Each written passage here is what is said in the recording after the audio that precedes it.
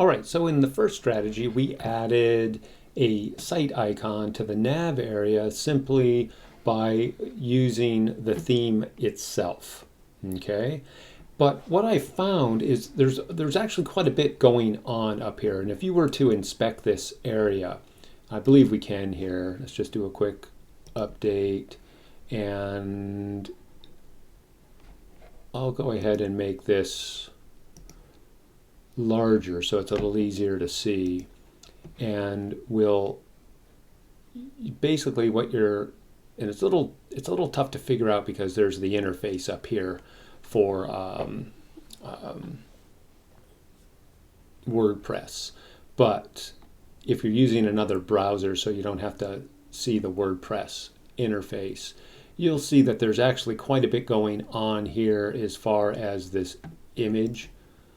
And there's the site logo, there's the header titles, there's header title wrapper, and header inner section inner.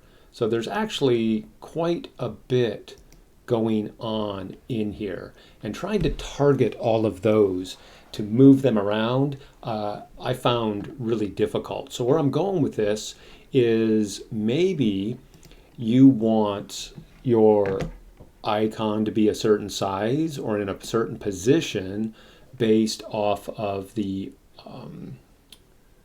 breakpoint which you are currently in. So as an example, I kind of have this centered thing going on here. Even though centered's not really the best thing, it's still kind of hard to get away from in a mobile. So my point here is in a mobile, I really want this icon to be over here, okay?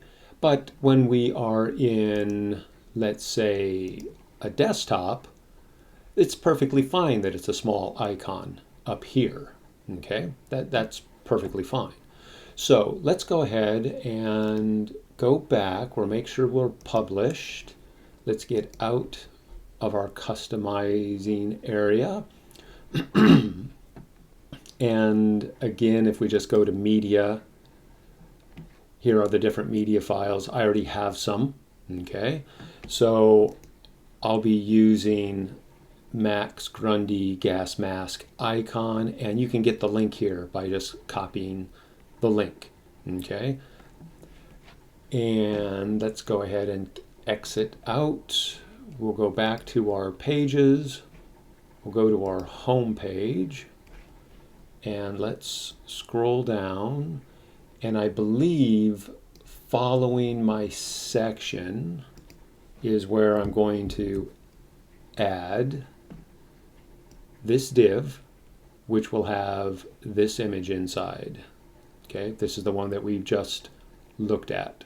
All right, and I'm going to add, or I should say, I'm going to, I jumped way down here. I'm going to leave this comment on, and if everything appears as it should, then I'll leave the comment. If for some reason things start getting a little wanky, then I'll come back and I'll remove this comment. All right, and you recall what went on in the earlier videos with the comments up around the section area. All right, let's go ahead and update, and we will go back to customize. Let's go ahead and first, so there's our image, which we just added. Let's go to site identity, and I'm going to remove that one, okay?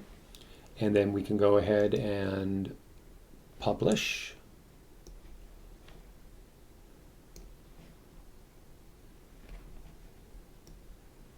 All right, we should be good. Let's go back.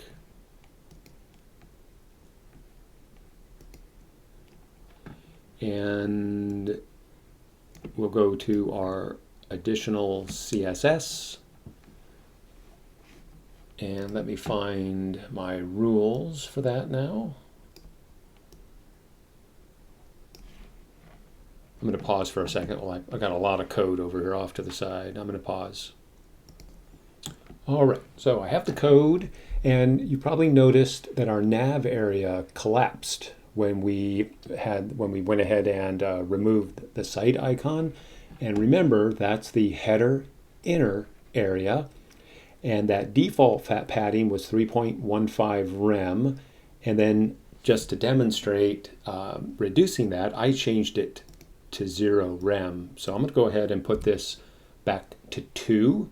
And I chose 2 because I still get the icon for the mobile menu, but I don't see the word menu down here, which I don't need to see that. Okay, you might want to keep yours. That's up to you. But now you know that you can change that height of your navigation area pretty easily. All right, let's scroll down and just find right before our media queries. And technically, I added this before. So there's the H1 span, and then there's the Max intro.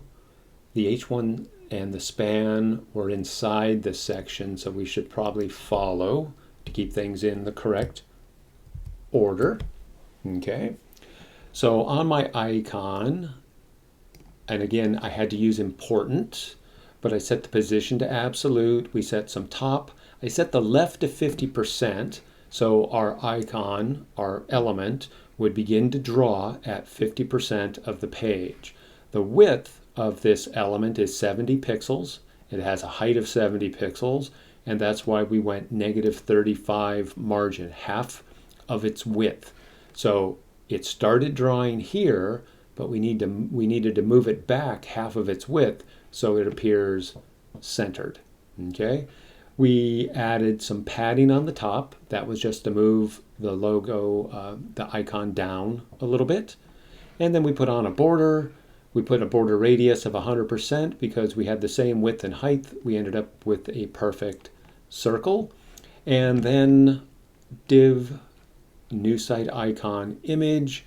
I had to set this as important also, but we should be able to change the size of our icon.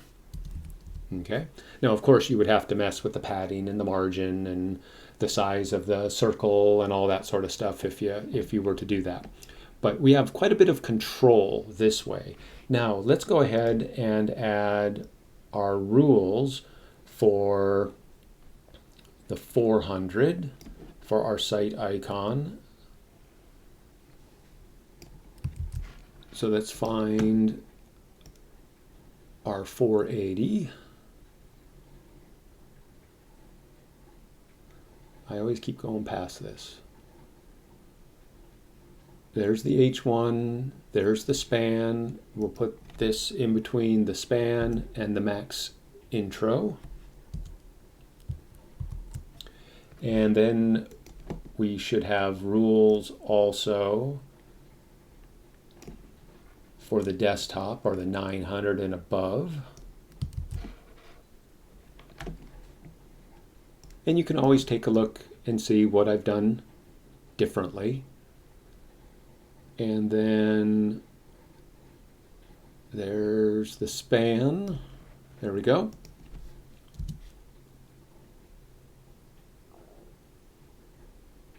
All right, I'm going to command, I accidentally got rid of that somehow, so we'll press return. There we go. Don't want to lose that closing curly brace. We will paste in. And again, you can come back, you can stop the video, and you can see what I've changed in the different breakpoints. Let's go ahead and publish. And so this isn't an absolute true representation of what's going on here. I don't want this over the top of Max's head, but you get a general idea. We'll go here, which is our tablet, and then our desktop. Okay. Now again, depending on whatever height you set your nav bar, you're going to have this appearing differently. Okay, so let's go ahead and update our page here. And we can take a look at a Galaxy 5. All right.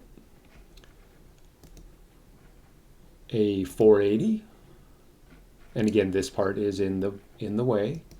And then I've added some other breakpoints over here.